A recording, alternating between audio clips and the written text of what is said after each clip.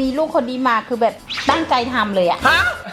อยากจะมีลูกให้ผู้ชายเขารักแต่ผู้ชายเขาไม่เอา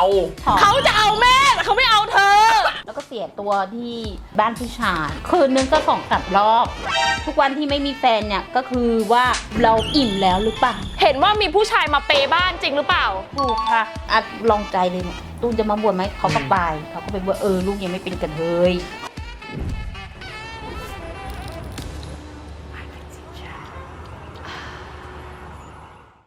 Hello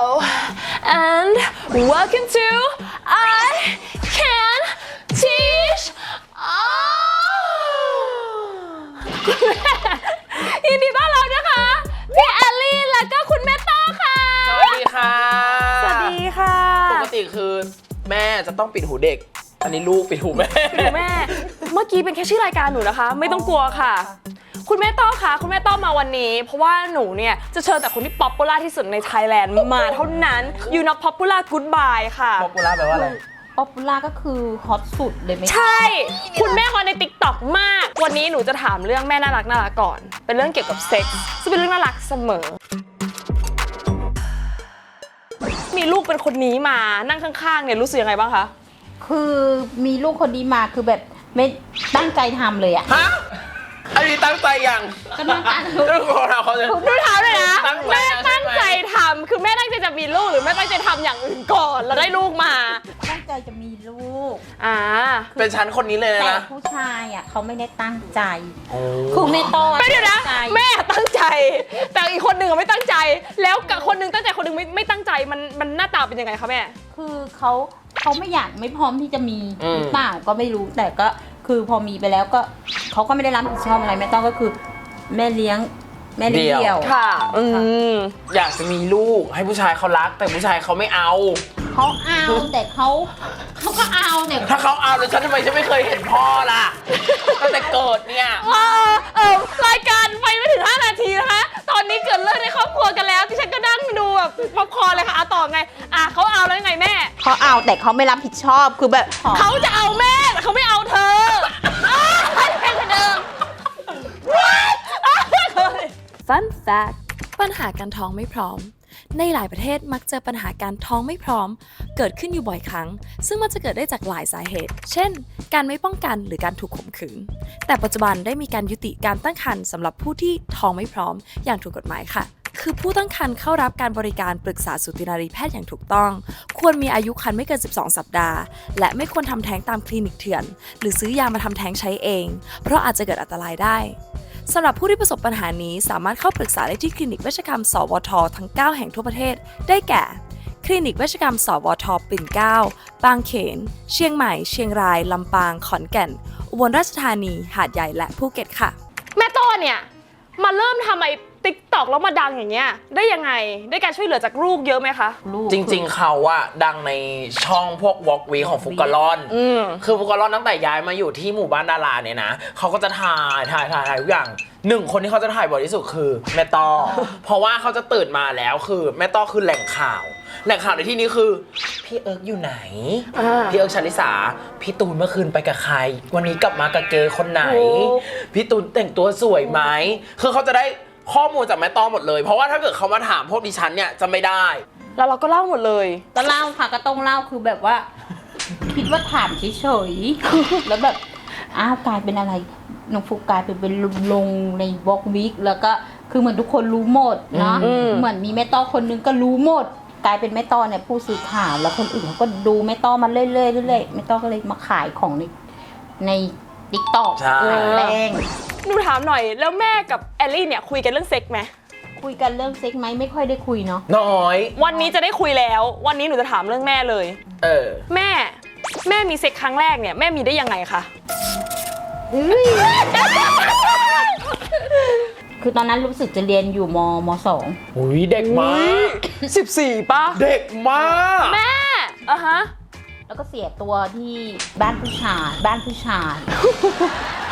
เล็กมากแม่แล้วเป็นไปได้ยังไงคือเรารู้ไหมว่าวันนั้นเราจะได้กินกับเขาคือไม่รู้เรื่องเซ็กเลยเพราะโรงเรียนไม่ได้สอนใช่ไหมช่วงนั้นหรือเป็นไงคะเขาได้พูดอะไรเรื่องเซ็กไหมก็คือเราไม่รู้แต่ว่ามารู้อีกทีก็คือเสียตัวไปแล้วคือมันหน้ามืด เลยเหรอ มันเป็นยังไง มัน อะ หน้ามืดตาลาย คือมันไม่ได้หน้ามืดนะคะเอลี่คือฉันก็รักเขานะคะ ไม่แล้วมันรู้ตัวอีกทีว่าเสียตัวไปแล้วคือรู้ตัวอีกทีคือตอนที่ทำมันไม่รู้สึกตัวเลยเหรอ ไม่อยากให้ทำอะค่ะ โอ้โหอะไรวะเนี่ย แม่แล้วแม่ว่าครั้งแรกไม่เก่งไหมไม่ถึงขั้นแบบขึ้นเป็นคาวเกิร์ลไหม ไม่เคยนะคะครั้งแรกอะถ้าให้เป็นหลังๆไปอะมีแต่ครั้งแรกไม่เคยขึ้นแล้วก็แบบโกรธมากเลย แล้วก็พอมาเจอพ่อเอลี่นี่คือแบบไม่ใช่แล้ว รู้สึกจะนอนด้วยกัน2-3 ครั้งก็ท้องเลย น้อย ติ มา ด ก เร็วมาก เพราะแล้วคืนนึงก็2-3 รอบ เยอะมาก โอ้ my god แอลลี่เธอได้เลือดเนื้อมาจากคนนี้เลยนะคะมันเร็วมากนะเอาจริง ใน 3 วันน่ะคือต่อได้มีกี่ครั้งอะค่ามันคือ 2-3 วันเพราะมันใช้เวลาในการที่อสุจิไปรังไข่อยู่ดี ถูกค่ะแต่ก็นอนด้วยกันเนี่ยคืนทั้งวันอะคือคู่รักใหม่อะหนูนึกออก มันแบบเข้าใหม่ปั๊มมันสุด เมื่อไหร่ก็ได้อะ โอ้โหแม่ คือความเจ้าชู้ของเขามีขั้นเทพเลยนะ อุ้ยขั้นเทพเลยเหรอเขาจะชูยังไงขั้นเทพคะ ก็เหมือนคืนนี้นอนกับคนนี้แล้วก็อีกคืนก็นอนกับอีกคนนึงได้เลย ทำไมเขาทำตัวเหมือนแอลลี่อะคะ แต่ปัจจุบันคือไม่มีชีวิตแล้วนะคะ เพราะว่าปัจจุบันเหมือนทางลุงเขามาบอกว่าเขาเสียชีวิตไปแล้วนะแล้วมาบอกทำไมก็ในเมื่อเขามีครอบครัวไปใหม่แล้ว คือตายแล้วมาบอกไม่ใช่นะคะ พี่รู้เปล่า ไม่รู้อาจจะเพิ่งรู้วันนี้ เอาพี่รู้ เขาตายนานยัง พี่เพิ่งรู้ว่าพ่อพี่ตายเหรอ ใช่ เพิ่งรู้พ่อเขาตายแล้ว คือหนูก็ตกใจว่าพี่นะแล้วหน้าพี่แบบหุ้ย เมื่อปีที่แล้วป่ะ หรอ น่าจะเมื่อปีที่แล้ว พอมีแอลลี่เนี่ยแบบมีความเปลี่ยนแปลงในตัวเราไหมจากแบบแต่ก่อนในพฤติกรรมที่เราทำหรืออะไรที่เราทำมีอะไรที่แบบชีวิตเปลี่ยนยังไงบ้างคะ เปลี่ยนต้องไปทำงาน ไม่ทำอะไรตอนนั้นนะ ตอนนั้นน่ะแม่ต้ออะไปเป็นนักร้อง แม่เราเป็นเหรอ ถูกแม่ต้อไปเป็นนักร้องแล้วแม่ต้อไปนั่งดิ้งตอนนั้นน่ะป้าไปเปิดร้านอาหารอยู่ที่ประจวบ อืม เขาด่าง อืม หรือเขาด่างหรืออะไรเนี่ยเขาจะมี2 ร้านเขาให้แม่ต้ออยู่ในร้านผัก อืม แล้วก็อีกร้านที่บนเขาอะเขาเอาไว้ทำกลางวัน ผ่านไปได้3 แล้วมันยากไหมแม่คือตัวดื่มสิคะพี่ ไม่ยากนะคะ โอ้ยโอเค คือว่าพี่แอลลี่เนี่ยโตมากับยายเพราะว่าแม่ก็ต้องไปทำงาน ใช่ ใช่ไหมคือแม่ก็เป็นคนส่งเงินดูแลแอลลี่ใช่ไหมคะ ดูแลภาพรวม ภาพรวม ส่งบ้างฟิล ฟิลแล้วโมเมนต์ที่ยูมารู้ว่าพี่ต้อเอ้ยแม่ต้อเอาเขาเท่า ฉั นั้น น เรียกเขาว่านาต้อ เรียกว่านาต้อ ตั้งแต่เด็กเลย ตั้งแต่เด็กเลย คือมันจะมีเก๊ะหนึ่งที่บ้าน เป็น อ่ะ เก๊ะเอกสารในบ้านเนี่ยทุกคนจะมีใบเกิด มีสำเนาบัตรประชาชนอะไรต่างๆ อยู่ในเก๊ะนั้น คือเป็นเด็กประมาณอนุบาล3หรือป .1 เนี่ยจำไม่ได้ ก็จะชอบรื้ออะไรมาอ่าน เห็นคำว่าบิดามารดาเราก็เอ๊ะบิดาเราไม่รู้อยู่แล้วว่าชื่ออะไร แล้วก็โอ้โหชื่อนี้เนาะนามสกุลเหมือนเราเลย ตอนเด็กเรายังนามสกุลนี้ แต่พอเป็นชื่อมารดา เราก็หวังแล้วว่าจะต้องเป็นชื่อคุณยาย เพราะเราคิดว่าคุณยายคือแม่ของเรา แม่ที่เราออกมาจากรูอ่ะใช่ไหมคุณยายชื่อนัทฤมล แต่มารดาของฉันชื่อว่าวิมลฤทธิ์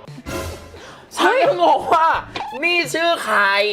ฉันก็เลยวิ่งไปถามยายว่านี่ไม่ใช่ชื่อหนู ก็เลยมารู้ประมาณอนุบาล3 ป .1 ว่า คนนี้คือแม่ฉัน และฉันก็จะมีความรู้สึกแบบว่า ไม่ใช่คนนี้ไม่ใช่แม่ฉันแล้วฉัน เห็นว่าครั้งแรกที่รู้ร้องไห้เลย ใช่ แล้วฉันจะรู้สึกว่าเกลียด จะรู้สึกเถียง จะรู้สึกต่อต้าน ทุกครั้งเวลาเขาให้ทันทำอะไรฉันจะไม่ทำอย่าไม่ยุ่ง ฉันไม่อาบน้ำฉันไม่ชอบอย่ามาให้ฉันกินข้าว ไม่ แกไม่ใช่แม่ฉันแกจะบังคับฉันทำไม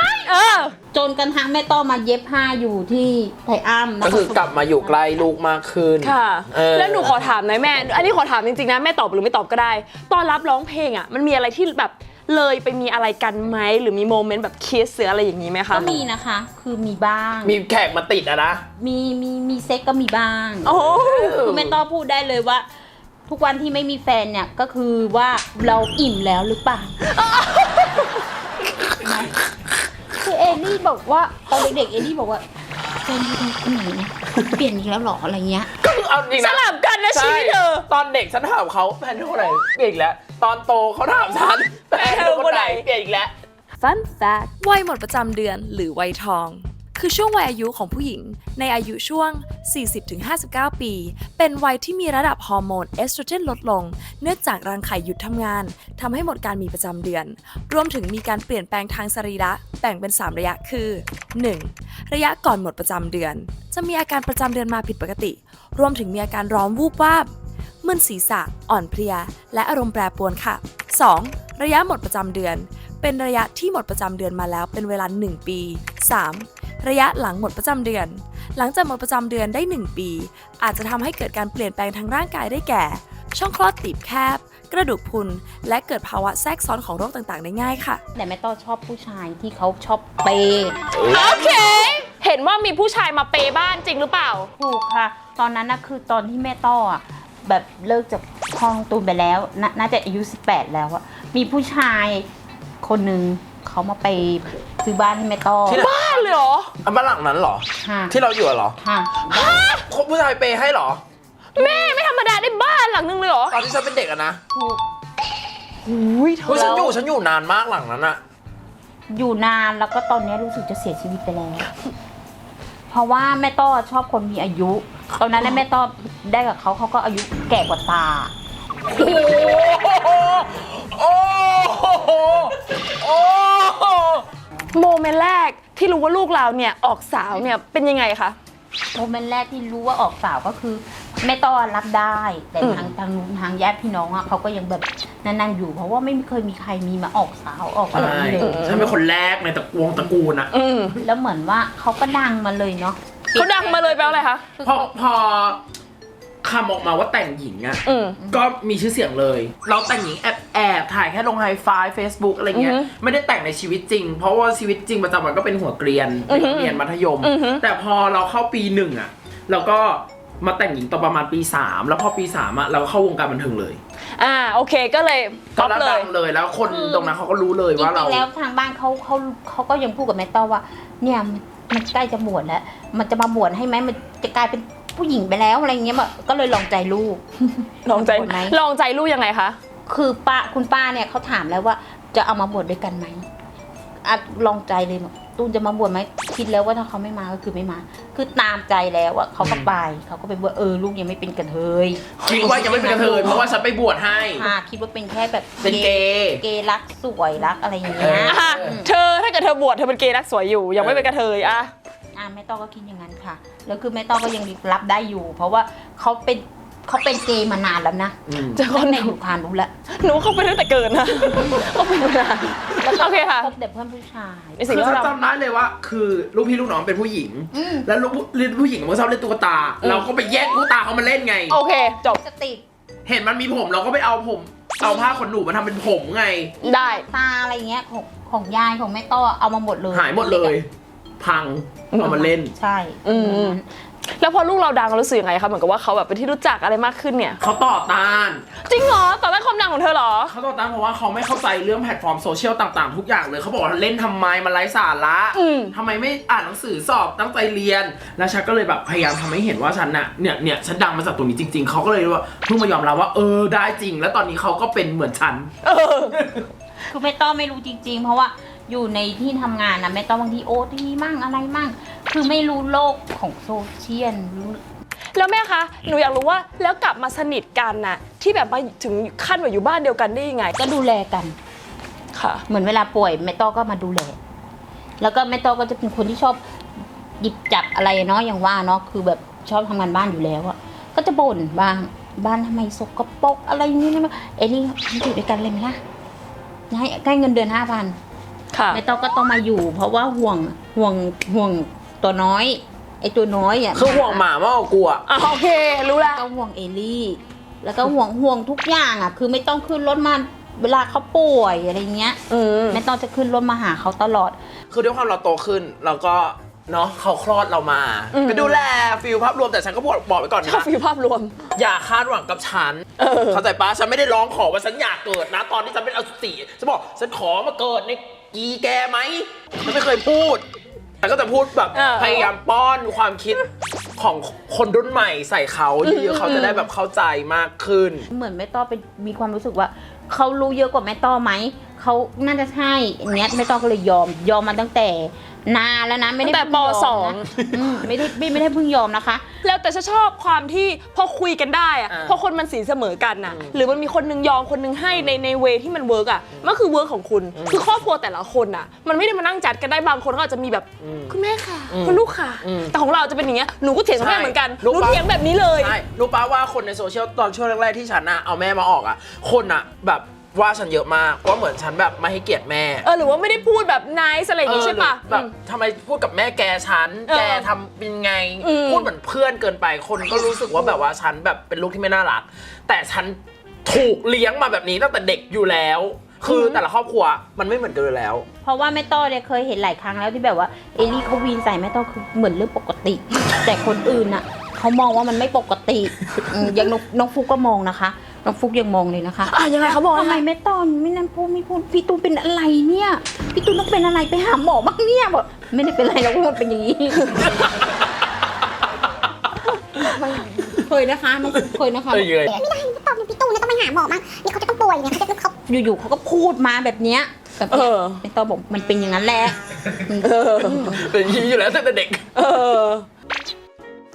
งั้นก็วันนี้ก่อนจะไปหนูจะมีคำถามให้ตอบเร็วนิดนึงประมาณไม่กี่คำถาม แม่ลูกตอบด้วยนะกลางวันหรือกลางคืนตอนมีเซ็กส์ กลางคืน กลางคืน ชอบแบบบนเตียงหรือว่าที่อื่น ที่อื่น บนเตียงหัวที่ไหนนะ คุณแม่ น้ำก็ได้วะ คุณแม่เคยมีที่ไหนบ้าง คุณแม่ชอบมีโซฟา รอด เลิศท่ายากหรือท่าง่าย ตอบพร้อมกัน อ่ะ 1 2 3 ท่ายาก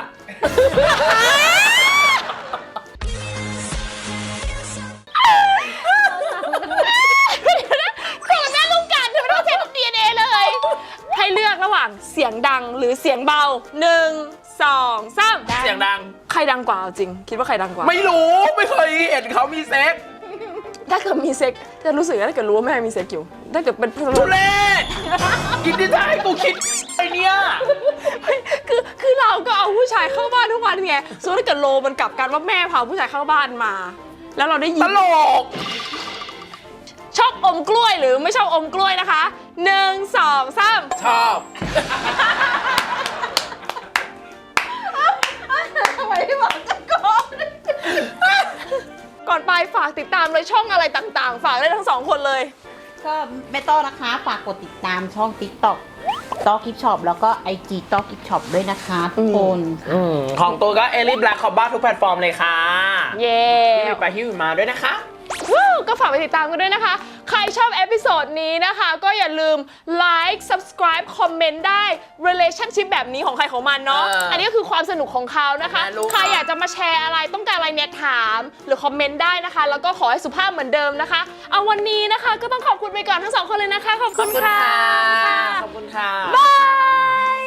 สาวๆเคยเป็นไหมคะ ตอนเป็นประจำเดือนแล้วใส่ผ้าอนามัยเนี่ยรู้สึกเปียกแฉะเลอะอับไม่สบายตัวสุดๆเลยค่ะใช่อีกทางเลือกหนึ่งมาแนะนำนะคะ นี่คือถ้วยอนามัย Flow Days ค่ะ เป็นถ้วยที่ทำมาจากซิลิโคนทางการแพทย์ 100% นะคะจะเป็นการพับไปอย่างนี้ใส่เข้าไปในช่องคลอดนะคะแล้วมันก็จะเปิดเป็นการรองรับเลือดค่ะ ไม่ต้องห่วงเลยนะคะว่าเจ็บเพราะว่าซิลิโคนเนี่ยเป็นซิลิโคนนิ่มค่ะ พอใช้เสร็จแล้วนะคะ เราก็ดึงออกมาเทเลือดทิ้งนะคะแล้วก็ทำความสะอาดค่ะ ข้อดีของตัว Flow Days นะคะก็คือเป็น reusable ค่ะนำกลับมาใช้ใหม่ได้นะคะเพราะฉะนั้นเนี่ยประหยัดทั้งเงินประหยัดทั้งเวลาแถมยังลดขยะไปได้เยอะมากเลยค่ะและที่สำคัญนะคะไม่มีกลิ่นเลยค่ะเพราะว่าเลือดเนี่ยไม่ได้สัมผัสกับอากาศหรือว่าแบคทีเรียนะคะทำให้คุณเนี่ยมั่นใจได้ตลอดทั้งวันค่ะไม่ว่าคุณจะไปว่ายน้ำเล่นเต้นโยคะอะไรก็แล้วแต่นะคะใช้ชีวิตแบบอิสระแล้วก็มั่นใจกับถ้วยอนามัย Flow Days ค่ะสามารถติดตามโซเชียลมีเดียของเราได้นะคะทาง Instagram แล้วก็ TikTok นะคะ Flow Days แล้วก็ Line นะคะ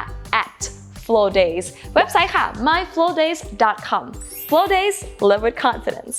แล้วแม่ต้อวันนี้ตื่นเต้นมากเพราะไม่รู้ว่าจะมาถ่ายกับติช่านะคะ เพราะว่าแม่ต้อติดตามมาไลฟ์สดเขาแม่ต้อชอบมากเลยอ่ะ คือเขาเป็นสายไลฟ์สดแม่ค้าเหมือนกันไง อ๋อคือหนูถามแม่ต้อได้ไหมคะแม่ต้อรู้ไหมคะว่าหนูทำอะไรมาก่อนหน้านี้ ก่อนหนูเป็นแม่ค้าหนูเป็นอะไรคะแม่ต้อ คือหนูเป็นทั้งแม่ค้าทั้งนางแบบ แม่ค้ามาก่อนนะ คือดารานางแบบ อ๋อ ใช่ไหมคะ ค่ะ ใช่เพราะว่าแม่ต้อเคยเห็นออกกำลังกายและตามใน อุ๊ย ในติ๊กต็อกด้ อุ้ วย ยหนูออกกำลังกายตั้งแต่ติ๊กต็อกแล้วที่แม่คิดว่าหนูเป็นผีด้วยใช่ไหมเล่นเป็นผีอันนั้นมันน้ำตาลค่ะแม่ หน้าตาเหมือนกันมาก โอ้โอเคงั้นฉันได้เทคเครดิตเต็มๆงั้นโอเครับไม่เซโนรับนะคะ